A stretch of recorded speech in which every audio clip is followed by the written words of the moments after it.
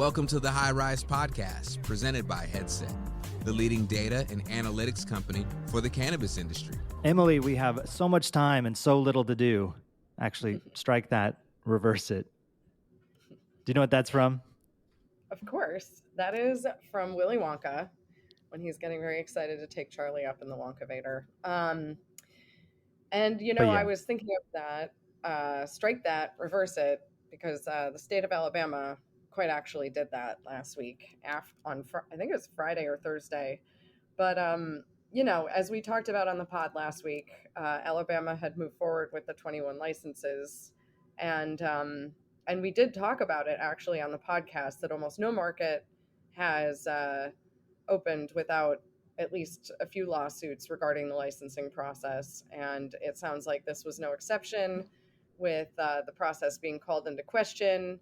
And it sounded like maybe there was a beautiful mind moment over there where they have some issues doing the math and the numbers were swirling all around on the scoring system.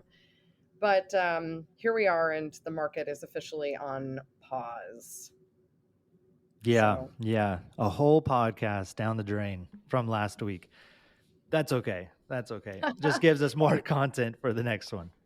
That's right. And who knows, maybe there will be an interesting update to that whole situation. So it feels very, very cannabis to have a strike that, reverse it moment. We've had those a few times. And any excuse to talk about the gelatinous cubes again is fine by me. So that happened. Not surprising to your point and your point on the podcast. You did call it. Maybe we jinxed it, but I think most markets, this is kind of natural.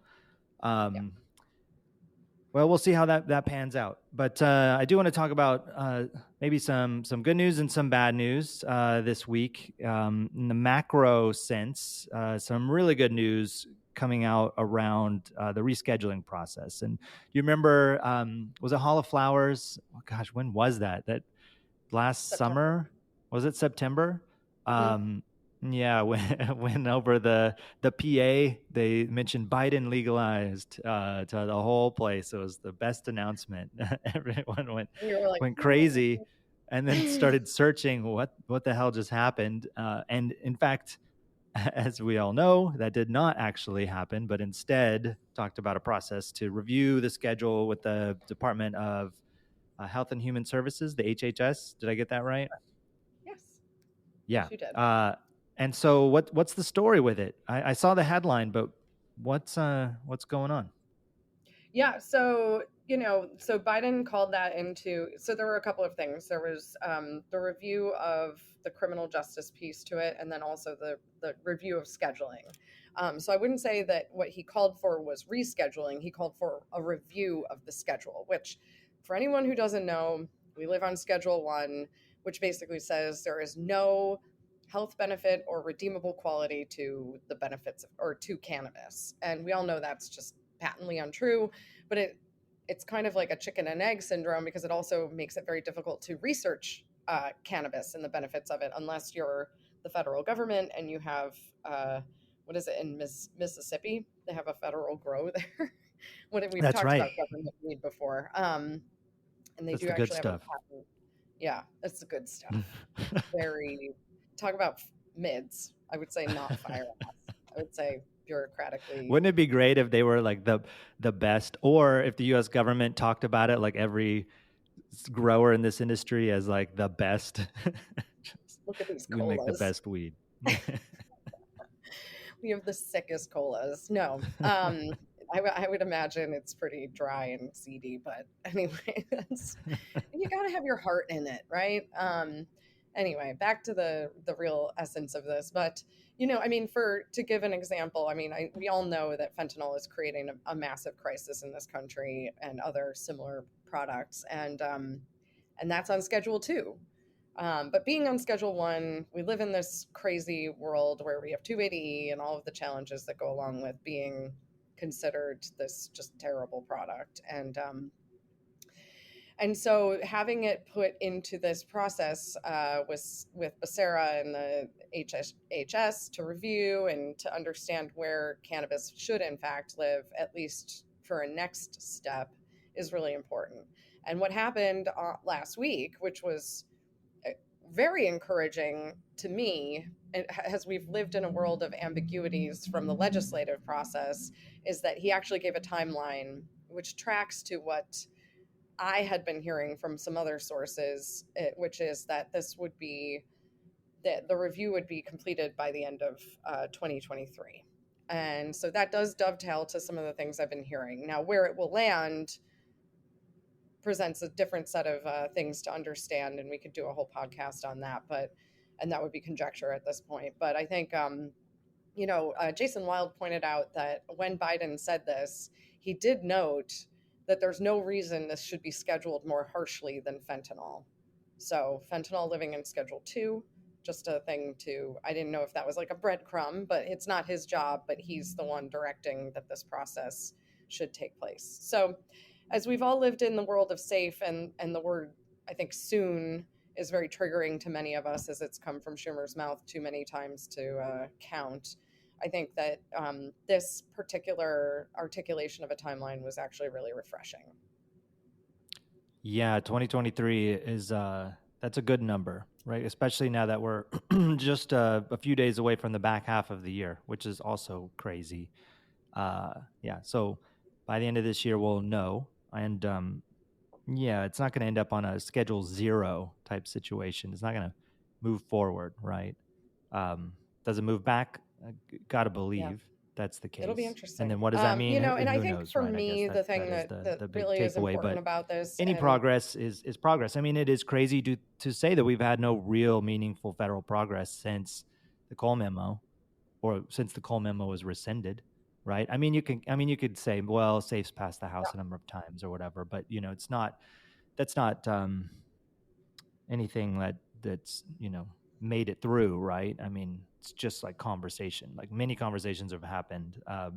Bills have gotten partly there, but not all the way there, right? So this is something, I think, and certainly, I guess the soon situation. I don't know. It just kind of depends on your time frame. Like for me, it's an inevitability that we'll have some federal change. I mean, with so many states now, half the U.S. population adult use markets, and growing, right? Like if Florida tips, I mean, that's a massive population count that goes into adult use. Medical obviously is even larger, and we've talked about it in parallel to things like gay marriage and stuff. There's just that tipping point, so it will happen.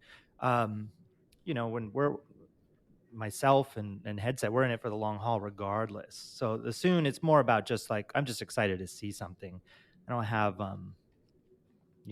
the same sensitivities to the word soon, I guess. I'm just like excited that something's on the horizon here. So eager to see, and hopefully they do, stand by their word and say by the end of this year. I know we're marching into election season. It's only going to get more noisy politically. So it seems like this year would be good before we are totally drowned out by everything else. As the presidential election comes up in 24. But yeah, it's good news to me. I'm excited. Yeah. Well, you are more patient. For me, soon generally means within 12 to 24 months. And it's a learned patience, to be fair. Like, I at this point, like, I'm not going anywhere. Gotta just, yeah. If I didn't have it, I'd be lose my mind, right, with that stuff. Yeah. So I think there's a couple of things to think about here. And the first is that, so we've got SAFE, and SAFE is in the hands of the Senate at the moment and is trying to work through this ordinary process. And I saw some notes this morning from the Republican senator out of Alabama, noting that they are waiting for Senator Schumer to call it to the floor for the July session. So there is interest in this issue coming to the floor. And so that's important. And for us to actually see this move through an ordinary process, unlike the way it's been kind of living for the last few years, where it gets through the House and it doesn't and it never gets called to the floor in the Senate. This is an important change in how this is being approached. Then you have the rescheduling, and I think that's very important piece to this. And then you've got other things, like there are other groups pushing other efforts forward. But I think your point about the election cycle is an important one, because I think, we've talked ad nauseum about how this issue polls better than almost any issue across the aisle in our country at this point, which is remarkable as a country that seems pretty divided on a lot of things. And those numbers only improve as you skew younger. And so there's a little interesting fact that younger voters tend to vote Democrat. And we have a sitting Democrat president who will want the younger voters to get out to the polls. And so I think that this issue is something that will be continued to be kind of pushed on. I know yesterday was Juneteenth, which is an important holiday to observe. And he actually referenced his efforts around scheduling and criminal justice reform regarding cannabis. So he's clearly talking about it, and I don't think he in particular cares about this or has an affinity for it, or even maybe has an interest and doesn't really like cannabis. But if it gets voters to the polls in his favor, I think we will continue to hear about it. And that's only because Biden has not tried the government-grown Mississippi weed. If he did, he would change his mind. Might be a little harsh. Yeah, no, totally. I think, yeah, it's all a political game here, but yeah, let's hope that something happens. It's better now than ever, right? I mean, when you're talking about the Senate and bringing it to the floor safe, that's huge. That's further than it's ever been, and the actual rescheduling timeline coming together is further than it's ever been. So, lots of good news on the horizon. Second half of the year already here, and so it'll be here before we know it. At least that's what I'm telling myself. But beyond the good news, I do want to cover some bad news and kind of cover just generally where the industry is at today. And I think some of this good news, with rescheduling, will impact kind of what the industry is going through, which is more or less somewhat of a shakeout, right?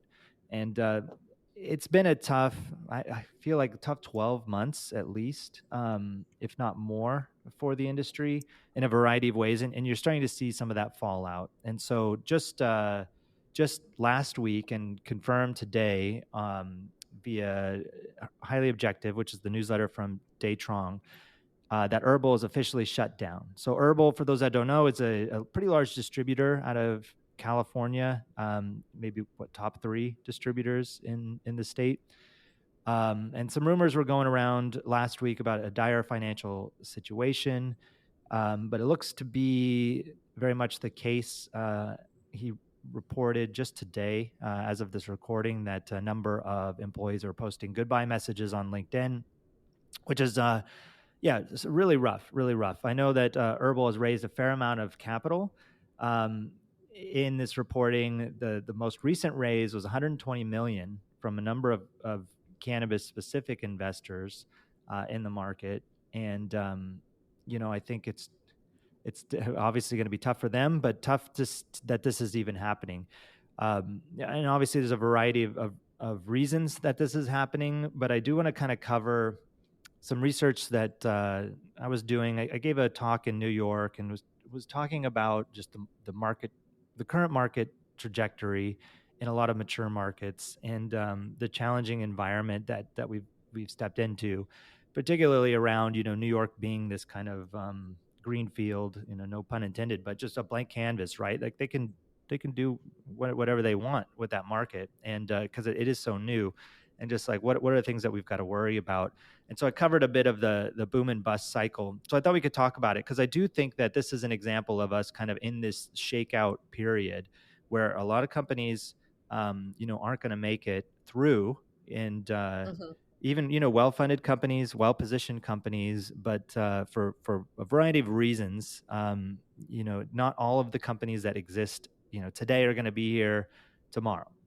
And so I thought we could maybe maybe talk about those cycles and what this impacts. But obviously it's disappointing for HERBL. I know some of the people on the team there. I haven't talked to them about any of this, but really unfortunate for the brands that are working with HERBL.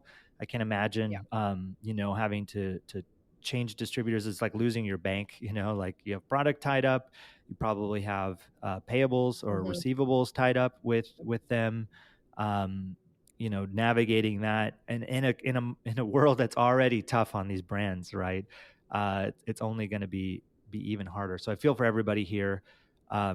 Disappointing news for sure. But I thought we could just talk about like kind of the boom and bust cycles and kind of what to expect and maybe why this is happening or why I think this is happening. Yeah, I mean, the nature of this business is a very difficult one, just to be honest. You have to do high volumes and you have to have a certain level of efficiency, which is very difficult to achieve in cannabis and specifically in the state of California.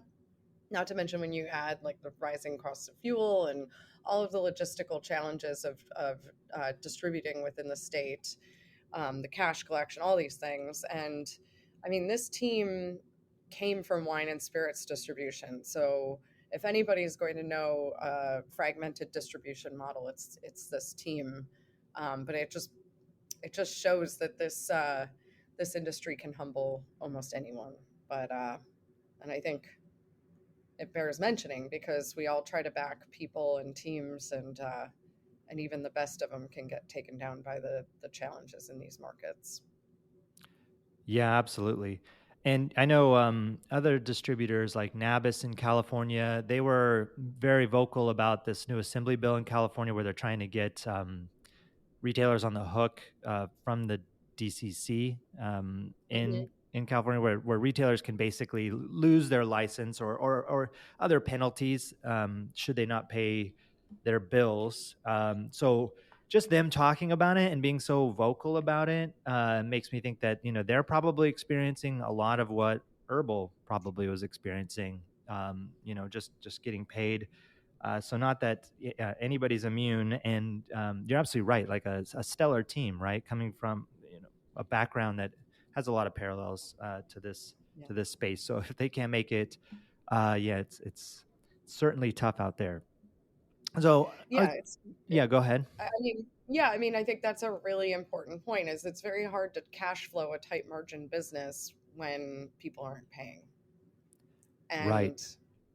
and it just the cash on cash cycles become far too difficult. And I wonder how much of this too became when the retailers became responsible for the tax collection. And I think the retailers, from what I've seen, are having. I'm not sure they're all accounting for that correctly, and I'm worried about the implications of that. But I think it was potentially the right shift, but then the retailers are also getting robbed on a fairly regular basis up here in Northern California on kind of a rolling basis where their ATMs and everything are getting stolen right out of the stores. So, brutality of this market and That's such a a great opportunity. Yeah, and that's a really good point about the tax changes in California, specifically how the Hmm. retailers did become on the hook for it. Um, Hmm. yeah, I wonder. That is a good call. It might very well have something to do with it, right? Hmm. Um, so yeah, I was just doing a bit of research, on the boom and bust cycle and shakeouts in general. There's like been a lot of research papers that have been written. This happens to a lot of markets, right? A new market opens up, whether driven by innovation. You think about I don't know, the days before like mobile phones, and do you remember all the mobile phone providers that existed in the, I don't know, early 2000s, maybe late 90s, when you had Nokia and Ericsson and Siemens and all these Motorola companies that are somewhat around, but not so many as there were back then. Even though it felt like everyone had like a Razor or a Nokia or whatever, but now it's come down to kind of like a handful of companies, right? Like Apple with the iPhone and a number of like Android producers, Right. but not nearly as many as there was in the past. And so in this research, there's a good article, and we'll link to it in the show notes. Kind of like HBS has a good article on boom and bust cycles. And the short of it is, right, there's a large addressable market. It's a new opportunity. And it drives a lot of exuberance and interest from new entrants coming in, especially when there's a low bar to enter. And, that you could argue, well, varies market to market, right? Like a limited license market, maybe it's hard to I don't know, jump into Pennsylvania or something. I don't know. But in some markets, maybe you're just producing flower, you're able to get a license or piggyback on a license. It's not that challenging, right, to produce flower product, right? If you're making like a derivative product, vapor pens, and you have to do extraction or what have you, but there are ways in where you're not building an iPhone, right? It's not like a company says, you know what, I want to make a new technology product that's going to take years to develop. So that drives a lot of entrance, right? And just overall enthusiasm, right? A lot of capital was available. It's an exciting space, and so a lot of people will jump in. And then you eventually hit this bust cycle, and it's driven by a number of factors, things like disappointing growth, which is what we're seeing in California right now, right? It's been pretty stagnant. Obviously, we talk about it ad nauseum about coming off of COVID and the when you look at year over year, you take COVID out. I mean, it's fine. It's a small growth, but it's not what it was, right? Where it was just a real explosion of growth, and there's all sorts of reasons for that. Obviously not enough access and limitations in the market, but that's certainly one of them. And then scarce resources are generally also can drive a bust cycle, but it's not that we don't have enough flour, right, or derivative flour products. It's that we don't have enough risk capital at this point, right? So risk capital has gone away. When HERBL is able to pull in $120 million, they probably couldn't do that today, right? Like, hey, we need another 120 million. Like, I would be really surprised if we saw that headline, right? So risk capital is pulled back, right? And you're in this kind of bust cycle. And then what gets us out of it, right, is like potentially a seismic shift, right, where it changes again, and we kind of get back into this boom cycle again. But when you look at like shakeout theory and things like that, it's not all these operators. I don't know. I would argue, like, are all the operators that exist today, all the brands that exist today, going to be the brands that will be here forever? Probably not, right? When you look at other categories. And so I think that shakeouts are kind of a natural part of the process, and the ones that survive, it varies for different reasons, right? But there is a theory called the dominant design theory, and there's a bunch of theories on shakeouts, and I do think that it really depends on what you're looking at. Are we looking at mobile phones? Are we looking at automotive? Are we looking at cannabis, right? But the dominant design theory, it's based on a new industries established, based on innovative product designs, and maybe that's the case with cannabis. I mean, obviously it opened up because we now have a legal market for products that already had demand. But I would say that there was a lot of innovation that was happening in the edible and the concentrates, vapor pen, and still somewhat, right? But the formats and the categories within cannabis, I feel are pretty well established, and that's where the dominant design comes from, right? You have your gummies, and you can vary flavors, and you can have your peach gummies in Alabama, and you can have other flavors in other markets, but a gummy is a gummy, right? There are some innovation that has happened that to me has been a little disappointing on the lack of adoption from a consumer perspective. And you can argue, well, there's a lot of reasons for that, marketing, positioning, awareness, but things like fast onset, right? I was really excited about that, right? Because the whole pushback on things like edibles, like, start low, go slow, or whatever. And it's just a high barrier and a lot of fear, like, from people that want to maybe try cannabis, right? Because they're just gonna lose their mind on an edible, a high potency, what have you. So that, like, fast onset, great innovative design, that's going to be something that accelerates the market again. But it didn't really, right? We just don't really see it in the sales at Headset. I mean, they're in there, they're in the charts, but it's not as dominant as I thought it might be, and that could be cost, that just could be awareness, and so on, right? So we kind of have the dominant designs. You have your vapor pens, you have your edibles, your concentrates, your flour, pre-rolls, and so on. And so now product innovation is slowing down. It's hard to break into the market with new designs. Like, you could have the best tasting gummy, but is that going to be enough to push you in? So where firms start competing is through process innovation. So, making and manufacturing the product at the lowest cost. And we all know how tough margins are, 280E and all of that, right? So it becomes like paramount. And so ultimately, the less successful firms in that process innovation are driven out, which becomes the shakeout. And you called it with HERBL, right? It's a tough uh, business for distribution in a fragmented market, a low margin market for companies like HERBL to navigate, right? So it's like process innovation, and maybe they just couldn't get there, or maybe they did, but the organizations they were distributing to weren't able to pay the bills for whatever reason. But that's ultimately, I think, what's happening, and I think it's really important for operators to kind of recognize this, that it is about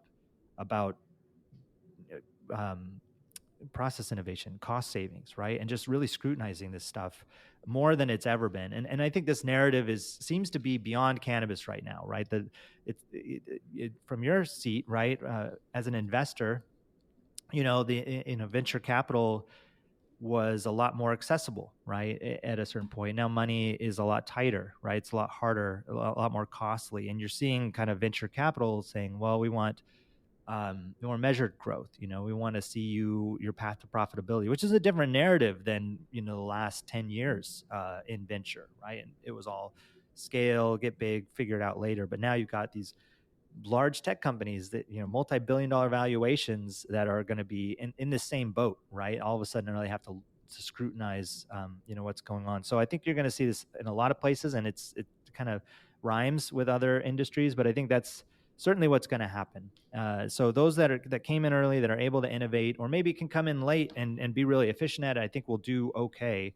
But I think a lot that aren't ready for it, I think we're going to see a lot more of this. Yeah, I mean, there's certainly a level of Darwinism in business, right? And emerging markets, which is what we've been living in. And I think that we were actually on a path to realize this cycle when 2020 hit. And then we all know what happened with the distribution of checks, and then that stimulated the industry. And then we were still living in basically a zero interest rate environment in the world. And so cash was flowing.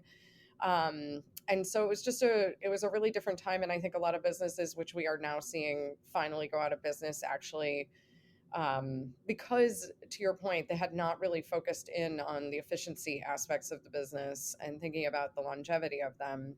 And yeah, this has totally been the case in the broader sector. I feel like Morgan and I can speak, and our whole team, I feel like we're kind of like little Buffett mongers. We like businesses that have long-term viability to them. And so I feel like we've never loved that growth at all cost mentality, but we have really liked the idea of being able to invest in innovation. And I think that's one thing that has jumped a little too far too fast with our particular industry. As an emerging market, we do deserve, I mean, so to your point, yeah, we've innovated in terms of gummies, but that's one product category. I mean, there's so many things we could innovate on in this industry, and that we could invest into, that would attract a broader consumer base, that would make it feel more approachable to people or have a more predictable experience. And I think that that's really where we have to get. And so that's why, even as a VC who invests in the industry for growth, and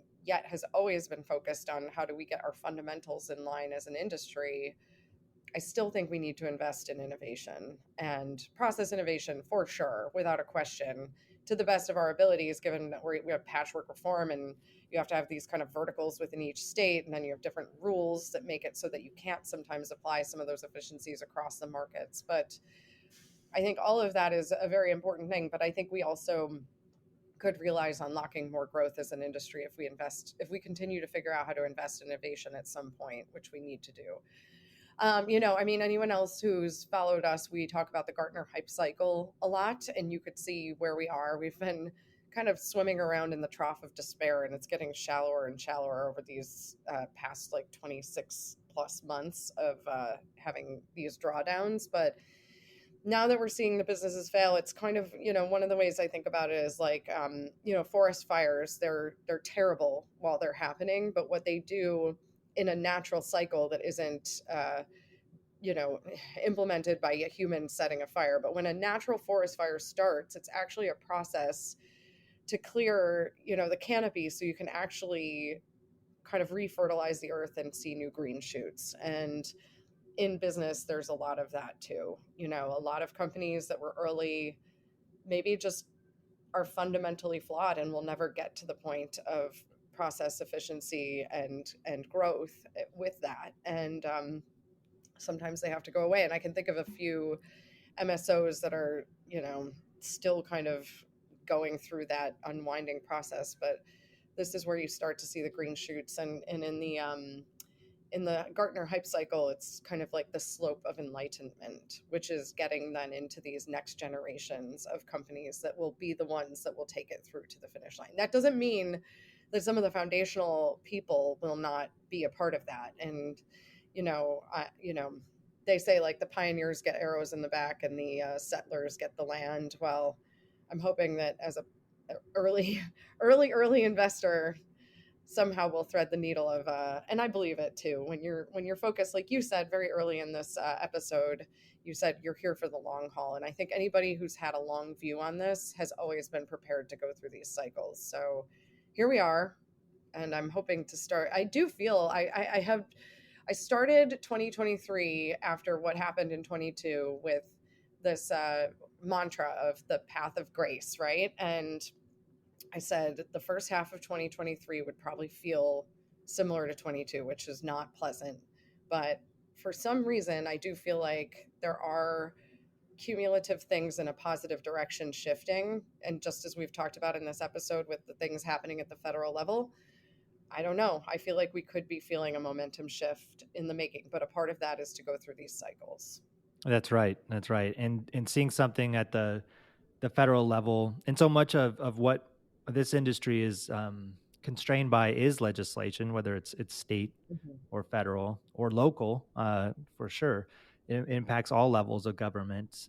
We are constrained, and seeing a change at the macro federal level could be, one of those seismic shifts that really kind of gets us out of this current kind of bust phase that so many organizations find themselves in. So very optimistic about that as well. And also, like, yeah, we do have just these wins. Like, we're 10, 11 days away from Maryland coming online, right? That's a fantastic, big market, great geographic location, very exciting stuff. And I know New York is slow and has 101 problems, but it's happening, right? And we had the chance to go see those stores, and you could see the excitement, that was going on in those stores. Even though they're in the midst of all these illicit market, all these stores, it still seemed pretty well trafficked. The team seemed very excited. So there's a lot of upside. I think, we're in that trough. We've been in the trough for so long. It's got to be a new term for this, because it's like a really wide trough. But yeah, I'm with you. I think this stuff is all positive, and so looking forward to seeing how this stuff plays out later in the year. Thanks for listening to the High Rise Podcast, presented by Headset. For more information on Headset, visit headset.io.